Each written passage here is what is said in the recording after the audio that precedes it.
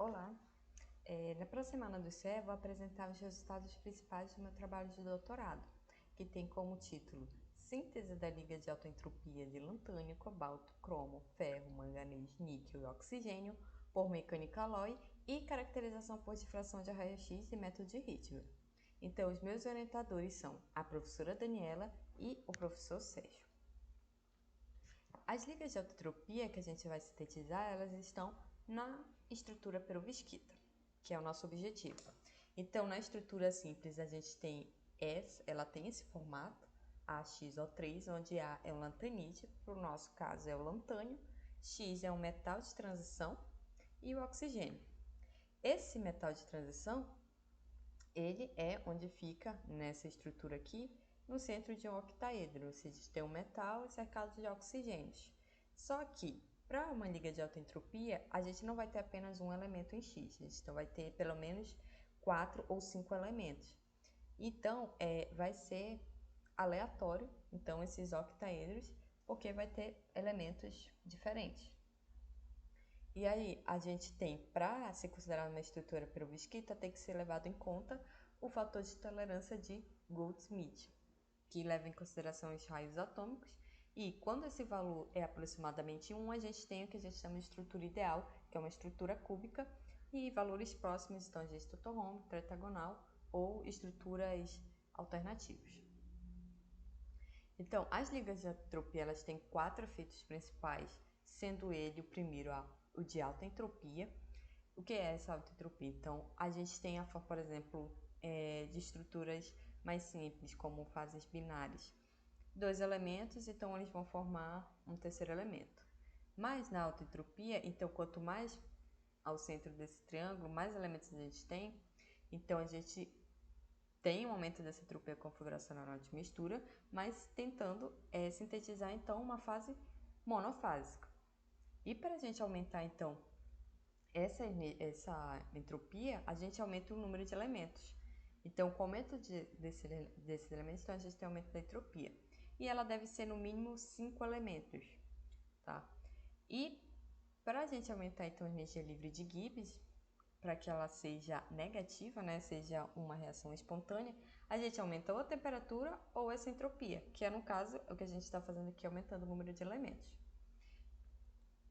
Então, quando a gente calcula o fator de Goldsmith agora para as ligas de alta entropia, a gente vai calcular a média dos raios atômicos que estão sendo utilizados. No caso aqui, esses continuam os mesmos, mas Rx, que é os metais de transição, a gente tem que fazer a média dos raios de cada elemento. Outro efeito principal é a difusão lenta. Por conta de ter muitos elementos, pode ocorrer então a formação de fases amorfas. A terceira é a distorção de rede severa, porque a gente vai ter elementos com raios atômicos diferentes, então a gente não vai ter como uma estrutura como essa primeira aqui, que é apenas um elemento, então a gente vai ter com vários elementos e vários tamanhos. E o efeito coquetel? O efeito coquetel, ele diz que ao final da síntese da nossa liga, então a gente vai estudar e ver quais são as propriedades da liga. Não necessariamente a junção, no caso a soma, das características de cada elemento. Mesmo que, por exemplo, a maioria deles apresente uma boa resistência, não quer dizer que ao final o nosso produto também tenha isso. Então precisa ser caracterizado.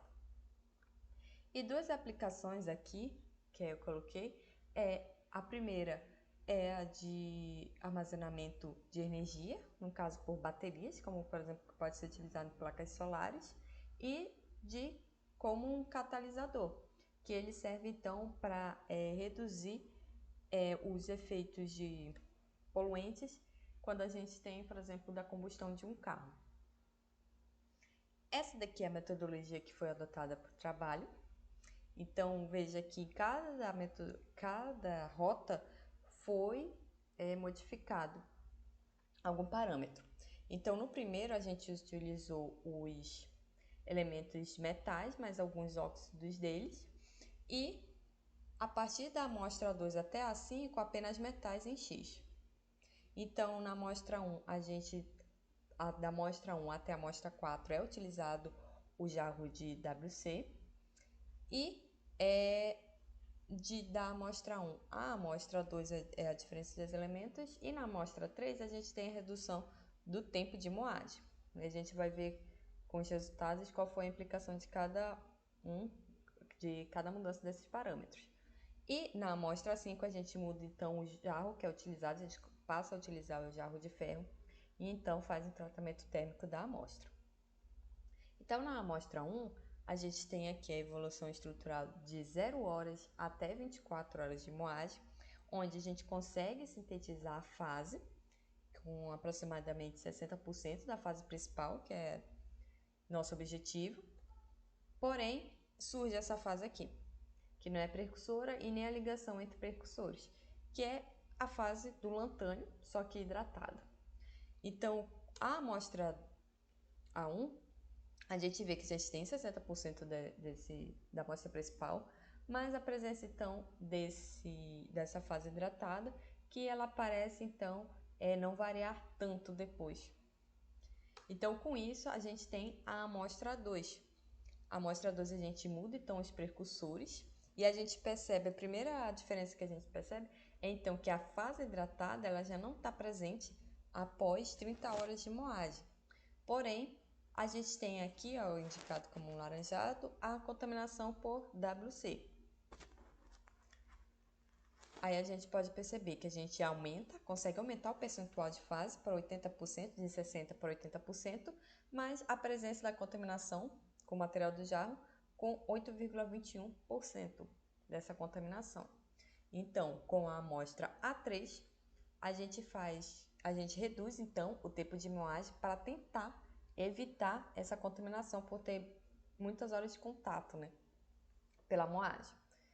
Quando a gente compara então a amostra 3 após 15 horas, porque a gente reduziu o tempo pela metade, né, de 30 horas para 15 horas, aumentando então a BPR dessa amostra, a gente consegue novamente sintetizar a fase, mas ela também é contaminada, né, com percentual menor, mas ainda é contaminada pelo material do jarro.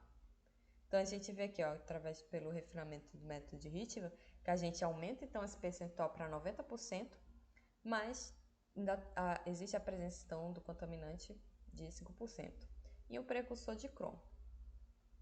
A amostra 4, então, a gente usa um lubrificante, que é o grafite, para tentar então evitar essa contaminação. Mas o que é que acontece? Após 25 horas de moagem, a gente tem a presença da fase precursora e as fases precursoras, como também a fase principal, mas a gente tem fases não identificadas. Então, como essas fases não foram identificadas, então não foi possível fazer o refinamento da amostra A4 por enquanto. A amostra 5, então, o que é feito? A gente muda o material do jarro, que era de WC, para um material de ferro, que faz parte também de um dos precursores da amostra. Caso haja contaminação, ela ia servir como fonte, né, de elemento. Então, a gente tem a nossa fase principal, desde a partir de 3 horas de moagem, chegando a 20 horas, temos a nossa fase principal, quase 100%, mas com uma certa elevação aqui, aproximadamente em 26 graus, da fase precursora de lantânio.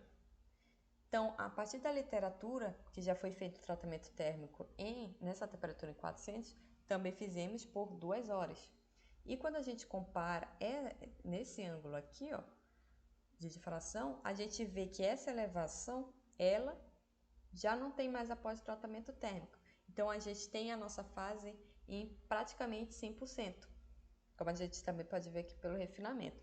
Então, essa daqui é a comparação entre as nossas amostras, e a gente pode ver que aqui corresponde à fase principal. Então, a gente consegue sintetizar pela primeira vez a liga por moagem mecânica e tratamento térmico.